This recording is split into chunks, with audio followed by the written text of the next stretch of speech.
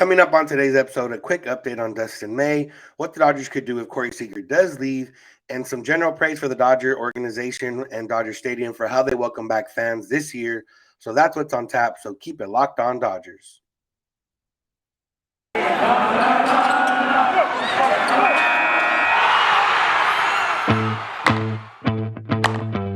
You are Locked On Dodgers, your daily Los Angeles Dodgers podcast. Part of the Locked On Podcast Network, your team every day.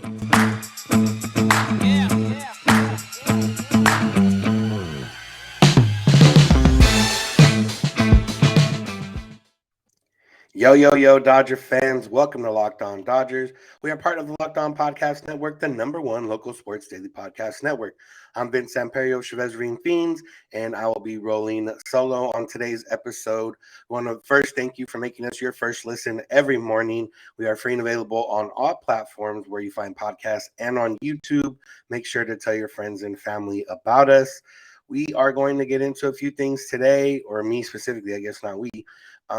Just a quick thing on Dustin May, a positive update, as positive as you can be, knowing that he's probably not going to pitch too much in 2022, if at all.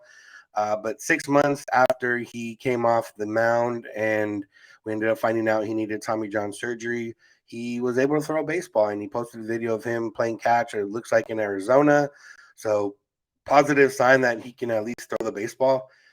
I know a lot of people might think, oh, well, if he's throwing the baseball now, it's not going to take that much longer.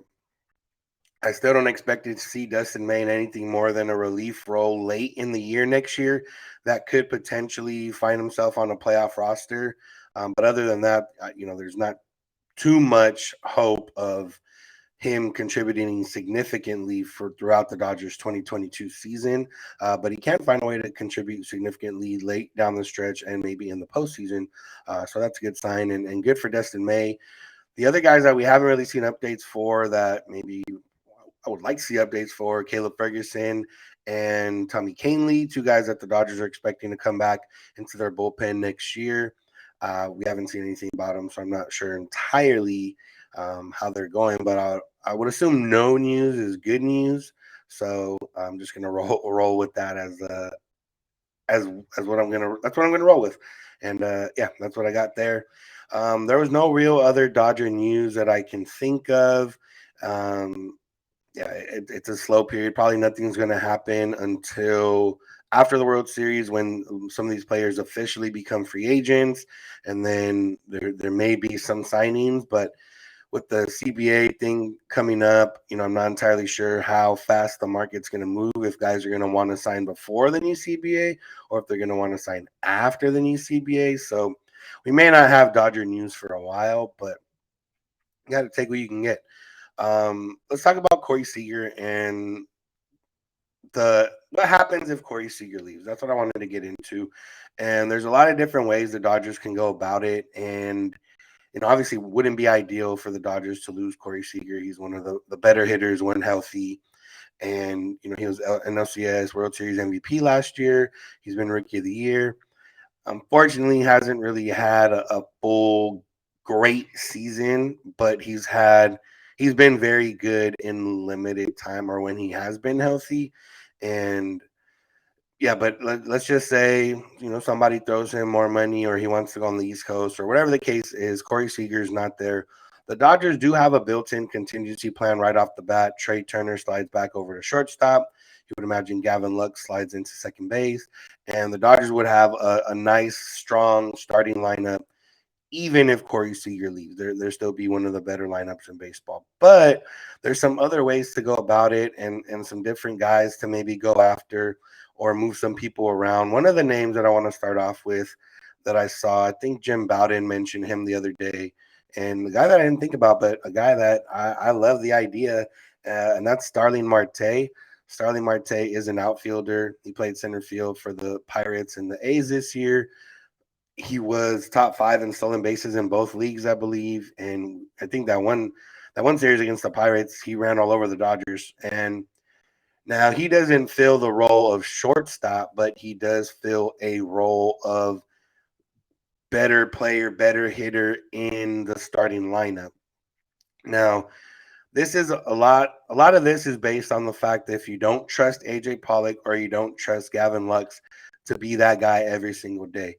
And the other part it's built on is if are you okay with pushing Gavin Lux to a maybe bench slash utility role? Are you okay with AJ Pollock maybe being moved to a bench slash platoon role? And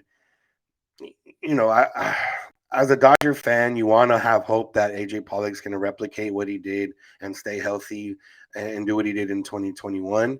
As a Dodger fan, you want to hope that Gavin Lux is going to take that next step. That the way he was swinging the bat at the end of the season is more like what he's going to be doing in the future, and have that all set up. You want to be you want to think that Max Muncy is going to come back healthy. You want to think that Justin Turner is going to come back healthy. You want to think everything's going to be fine. But as we kind of learned and as we kind of saw this year, is that the Dodgers maybe need to be 10 to 12 deep in terms of quality starting position players, and maybe do have to ruffle some feathers, make people a little bit uncomfortable, kind of like how Jock Peterson and Kike Hernandez, they were playing their role. The Dodgers were winning, but they weren't necessarily in love with their role, as we saw, because when they became free agents, they both went to places where they thought they could play every single day. So that's where we're at there. And Starling Marte is really, really, really good. I really like him. Obviously, he probably wouldn't play center field with the Dodgers because Cody Bellinger, but he could plug out there in left field. And then it's a matter of, can you trade AJ Pollock, high value right now, or would you be fine with saying, you know what, Pollock, you're going to come off the bench for us. We're sorry, but that's just the way it goes. Are you fine with,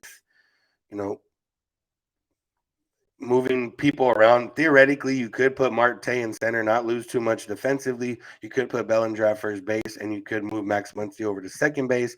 Max Muncy, even though he became a very good defensive first baseman and a Gold Glove finalist, he also had made himself into a really good second baseman the year or 2 years before. So we know he can do it, and that really strengthens your lineup all around, and you don't lose too much on the defensive side. So that's kind of where it would sit if they do go after a guy like Starling Marte. He's a little bit older, probably wouldn't command too long of a deal, maybe 3-4 years, around $15-20 million. Not sure if that's something the Dodgers want to do, but it's very possible. He would be a guy that fills the role, could be at the top of the lineup, could be near the bottom of the lineup, get on base, cause havoc on the base pass. I'm not sure if the Dodgers are going to continue to explore or try to be the team they were in the postseason where they were stealing more bases. But if that's the identity you maybe want to go after and take advantage of something that's become kind of a market inefficiency of stealing bases, Starling Marte is that guy. He was able to come in and steal bases with the Pirates. He was able to get traded to the American League and all of a sudden be top 5 in stolen bases there. So he's a guy that could fill a couple roles and could strengthen the team overall. Now, realistically, probably not going to happen. I don't think the Dodgers are going to go after any starting caliber players unless it's directly in the infield. But this is something that's very possible and could make the Dodgers a better team and a different team. And he's a right-handed bat, which, as we know from the past few years, the Dodgers are always looking for right-handed bats. So that's the first contingency plan I have. I'm going to come back and give a couple more contingency plans. So make sure to keep it locked on Dodgers. BetOnline is back and better than ever, and they got a whole new website for the start of basketball season. The website has more props, more odds, and more lines than ever before. You really got to go check it out. It really looks really clean, makes it very easy to bet, makes it very easy to find everything, and go win some money. BetOnline remains your number one spot for all the basketball and football action this season. Head to their new updated website on your laptop or mobile device and sign up today. And you can get 50% welcome bonus after your first deposit with the promo code Locked On. It's that easy.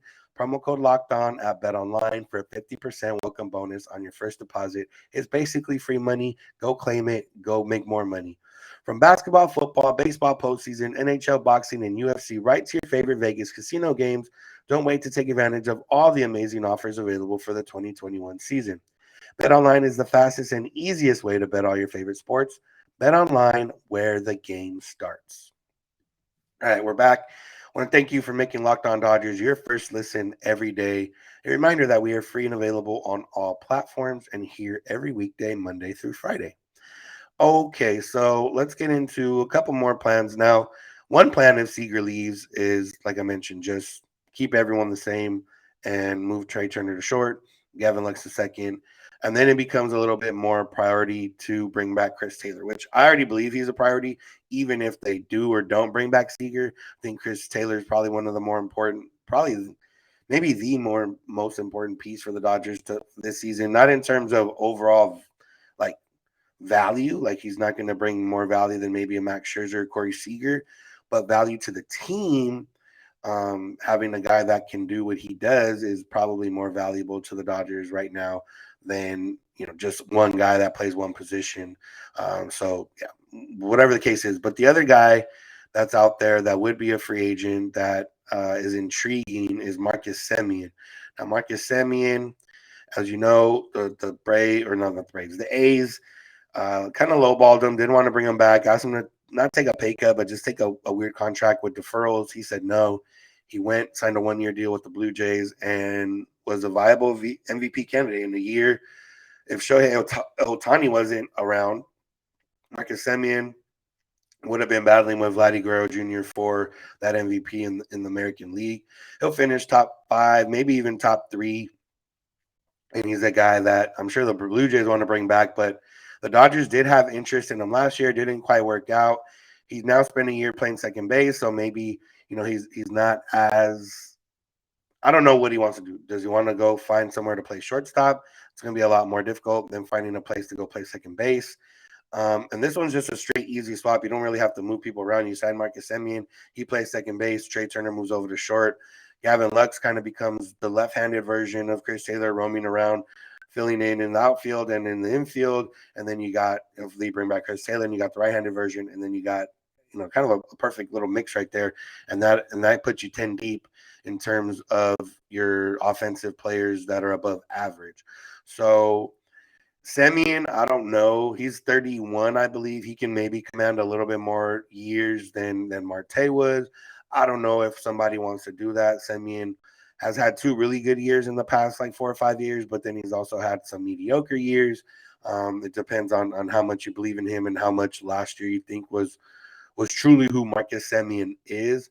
If the Dodgers could find a way to get him 3-4 years, maybe 20-25 million range, that might be something he wants to do. I'm not sure how much winning factors into it. I'm not sure how much position factors into it.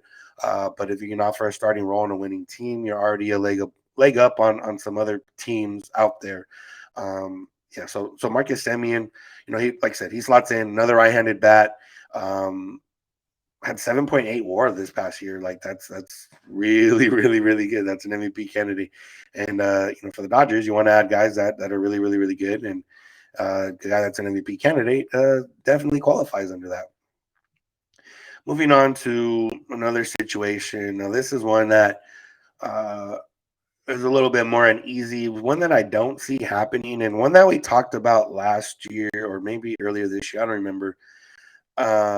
So if the Dodgers don't sign Corey Seager, there is a handful of other shortstop free agents. Trevor Story, I'm not in love with. Javier Baez, he's exciting, but I'm not, not as an everyday shortstop guy.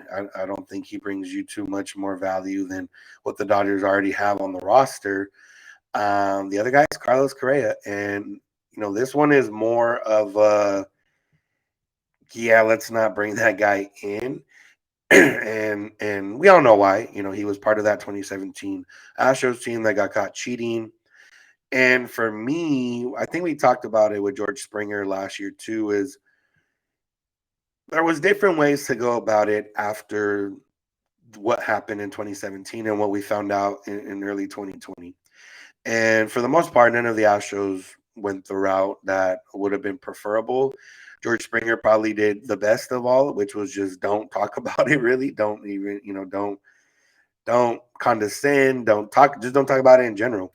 Carlos Correa went the opposite way. I guess you could place it in different frames. He went the opposite way to defend not what the Astros did per se, but to defend Jose Altuve because he was getting a lot of heat. I think he was one of the guys that took the brunt of it. And then Cody Bellinger had mentioned that he maybe stole an MVP award away from Aaron Judge. And that's when Correa said, if you don't know the facts, blah blah blah, and all that stuff. But I mean, when you look at it in the grand scheme of things, yeah, Craig could have handled it better. But he also was defending his little boy Altuve. Altuve was the one that supposedly wasn't doing it as much, or wasn't doing it, or didn't want to do it, but just didn't step up and say anything. And yeah, I don't know. Coach Crazy, he's a good shortstop. He's good, very good defensively. He'd be a huge upgrade defensively over Corey Seager. And I'm not sure. I think the Astros are going to bring him back, but they did lowball him earlier this year. I'm not sure how many teams are looking to spend 200, 300 million on a shortstop this offseason. So there's a lot of different ways it could go. What I wanted to happen, not necessarily. If it happened, I could definitely talk myself into it. Besides that, but it's a big thing. But besides the 2017 thing, besides him, kind of clapping back at Bellinger when Bellinger didn't deserve to be clapped back at like that, he's one of the better guys in baseball in terms of what fans should want baseball players to kind of be about. He's passionate. He really knows his stuff. He's always quoting stats and things when he's talking in his interviews. He knows a lot of his teammates' stats. He knows, a lot of different things. He's very aware of what's going on with the team. And, he since that, he's really kind of said the right things and been, a stand-up guy in terms of how he is as a baseball player and how MLB should want the players to be. Now, that's a big stain to kind of remove of what he happened. It would be 5 years removed at that point of when it happened, 2 years removed from when they got caught. I think it'd be one where they have to ask the players in the clubhouse. I don't think it's going to happen, but it's not like out of the realm completely. That wouldn't be the route I would want to go. But he is 27. He is one of the best shortstops in baseball. And I don't know, maybe you need a little bit of an edge. Sometimes I'm not going to say I'm advocating for it, but like I said, it wouldn't be the end of the world if that's what ended up happening. But on the flip side of that, does Trea Turner want to be second baseman for another year? Now, realistically, he doesn't have a choice, I guess. He could, baseball players don't really sit out or try to get, demand a trade too much, especially not over a position change. But I'm not sure how Trea Turner feels. I'm not sure if the Dodgers are having conversations with him. There's a lot of conversation to be had. If Seager stays, obviously Trea Turner second baseman. If Seager leaves, hey Trea, do you want to play shortstop? We might want to make you, we want to sign you long term. Would you be okay playing shortstop? Would you be fine playing second base? Blah blah blah. All this other stuff. There's a lot to get into, a lot to talk about. But that's one way to go about it. The other contingency plans are not as exciting. There's a few names out there that, there's Freddie Freeman. Could the Dodgers sign Freddie Freeman, move Max Muncy to second base? Sure, they could. Is that likely to happen? Probably not. At second base, there's not a lot of guys out there that would be starting caliber guys. You got Donovan Solano, I think, Josh Harrison, Cesar Hernandez, but he has a club option. Guys that you're not really looking forward to. At third base, which third base is locked up for now, or one guy that can move around. Chris Bryant was a guy that can move around. Eduardo Escobar, he plays third base. He'd probably be more of a bench guy. A shortstop, like I said, I'm not in love with anyone other than Seager or Correa. In the outfield, there's not too many guys other than Starling Marte that would be worth kind of shifting everything around. Then in the outfield, in right field, there's not a lot of guys in what the case is. So the contingency plans are laid out. It's probably not going to happen that way. There's other contingency plans too of trades and things like that. But you stay pat and maybe make a move to bolster your depth or your position player strength. You go after Marte, move some people around. You go after Correa and take what comes with it.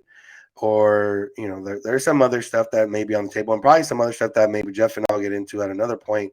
But those are some of the plans I had right now just off the bat, mainly sparked by the fact that Starling Marte was mentioned by Jim Bowden with the Dodgers and how much that intrigued me. So going to come back, going to talk about Dodger Stadium and kind of how they handled things this year, welcoming fans back, and some things I'd love to see stick around for next year. So make sure to keep it locked on Dodgers. All right. Thanks for making us Locked On Dodgers your first listen every morning. We are available every Monday through Friday on all platforms for free and on YouTube. So make sure to check us out or tell people to check us out. All right. Let's finish up here talking about Dodger Stadium. Dodger Stadium had all the renovations done that was going to be officially ready by the All-Star game in 2020. And then yeah, we know what happened. Dodgers didn't have any fans in 2020, and they were able to finish all the renovations and welcome fans back in limited capacity at the start of the 2021 season. That ended up opening up to full capacity a couple months into the season and ended up staying full capacity all the way throughout the playoffs. And I'm not gonna lie, it was a fun year at Dodger Stadium, not just because of the renovations, but just because of other things that they started adding into the whole situation, not the situation, but they started adding into the game day experience. There you go. That's the word I was looking for. They started adding to the game day experience. We'll work a little bit backwards.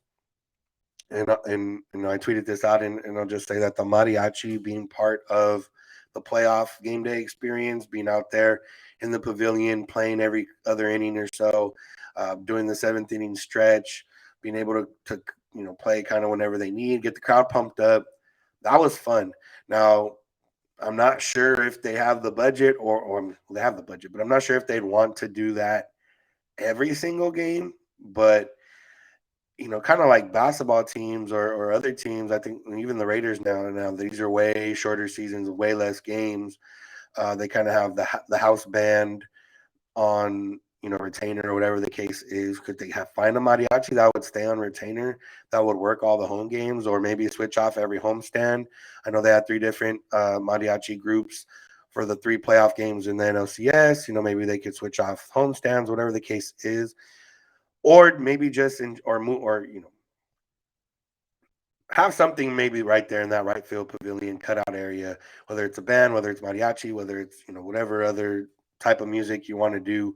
That was fun. It got the crowd into it. It was really fun experience. And in general, the Dodgers had mariachi, I think, every Sunday or every weekend, or they had them a lot around the stadium this year. And as the fans of Dodgers are a large fan base of Hispanic and Latinos and Latinx. That's probably something that they want to keep bringing people back, and they want to make sure that people stick around, and that would be one way to do it. And I advocate for that. The other parts of the game day experience that were enhanced is just all the renovations in general. You got the bar under the left field pavilion, which is supposedly ready for sports gambling whenever it becomes legal in California. You got all the screens in there. You can sit down.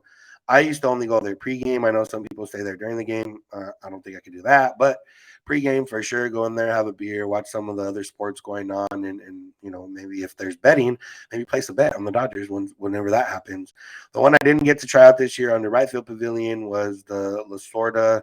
I'm still not sure exactly if it's a speakeasy or whatever. I think season ticket holders were able to get the password that let you in there. I think that's how it worked out. I'm not entirely sure. I didn't really go that way too often, but I would imagine it looks nice in there. It's nice in there, and then you're looking into the opposing bullpen, so that's always fun.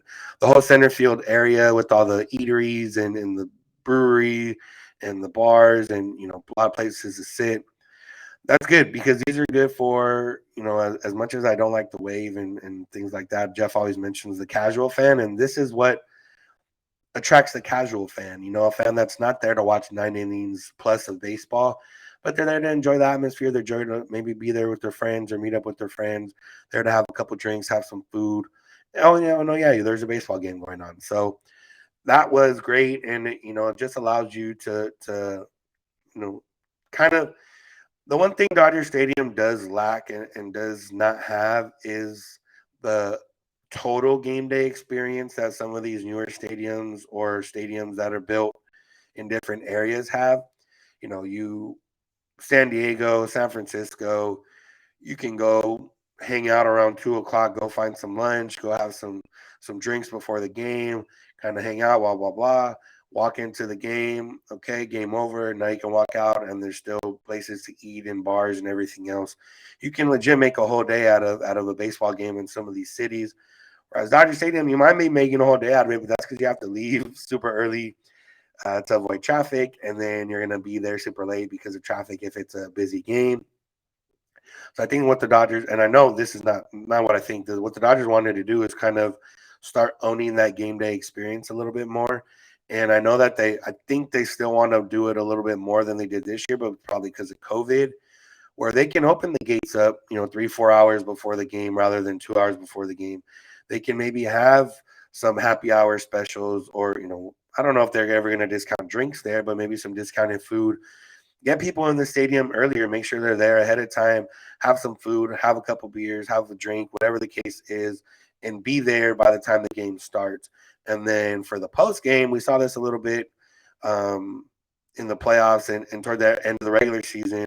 The post game, let people hang out there and who don't want to go home right away or don't want to wait in traffic. And I want to say that the Dodgers are supposed to get one of those places, like a liquor license special or whatever, to maybe sell drinks after the game. I'm not sure if that's still in the works or if I read that wrong somewhere, but I'm pretty sure that was the case, because they, for the fans that do want to stay after, maybe turn it into kind of like a bar. And we saw some of the DJ playing music after the Dodger games.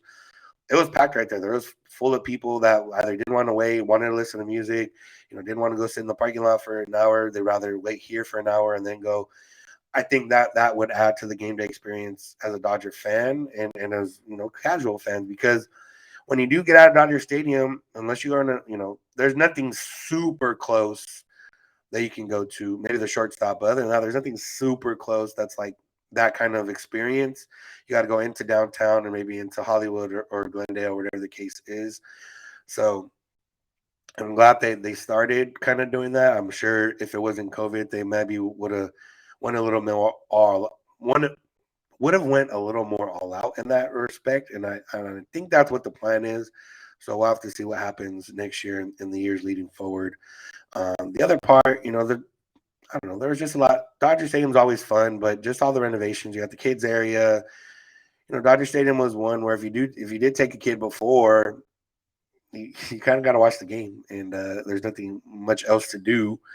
And then they added like the little jungle gym areas in the reserve, but even that, there's not too much to do there. Now they added where you can pitch, where you can hit, you can take the little picture in the dugout with Dodgers. There's a lot of stuff to look at. There's a center field little grassy area that leads into before the game you can see batting practice. During the game you just see the wall, but there's a lot more stuff for, like I said, the casual fans or fans with kids, a lot more stuff for them to do. And that's a benefit. You're bringing in more of a family-friendly atmosphere. More people are more willing to go.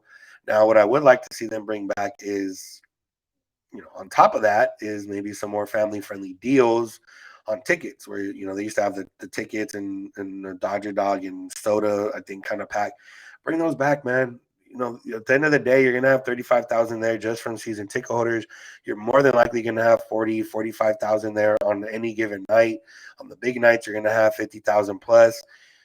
Give back to the families, give back to the communities, have those special offers. I know a lot of people complain about ticket prices, Dodger Stadium and everything else. And I'm lucky that sometimes I just get to go. I don't have kids. I can, I have a lot more income to spend than maybe some people do. But it does add up for people with like 2 kids or 3 kids, whatever the case is. You're up in you're paying almost 150, 200 bucks for tickets. You're paying another 150, 200 bucks for food if you eat there. You add on parking on top of that. You add on if you buy any stuff. It becomes a once a year type of thing rather than a 2 or 3 times a year type of thing, which is not really what you want.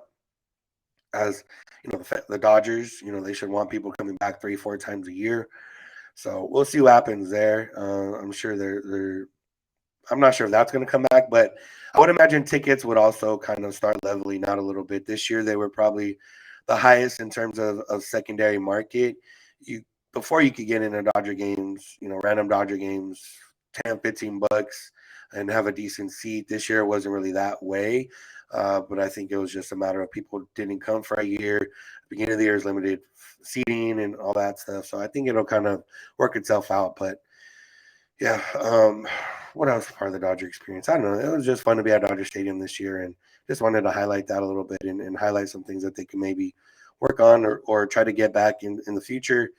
And That's gonna take us to the end of this episode. That's gonna end the episode for today. I want to thank you all for listening. I want to thank you for making us your Locked On Dodgers your first listen every morning, every day. We'll be back on tomorrow's episode. Probably talk about World Series Game 6.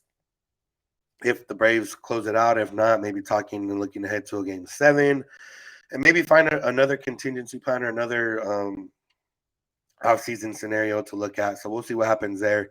Make sure to make Locked On MLB your second listen of the day. Paul Francis Sullivan, but please call him Sully, brings you his unique perspective on Major Leagues past and present. It's free and available on all platforms. We want to thank you for subscribing or following if you have already done so. We are on social media, Twitter and Instagram at Locked On Dodgers. We're hoping to be way more active on those accounts here in the off season. Jeff is on Twitter at Snydog. I'm at Samperio. You can always ask us questions or send us questions there as well. You can always send us a text or leave us a voicemail at 323-863-5625. Or you can always send us an email, lockedondodgers@gmail.com. Remember, we are on YouTube, so make sure to subscribe there. And that's going to do it for today. Thank you all for listening. We will be back tomorrow. All that good stuff. I don't remember the outro right now, so you're going to get this custom outro. And have a good one.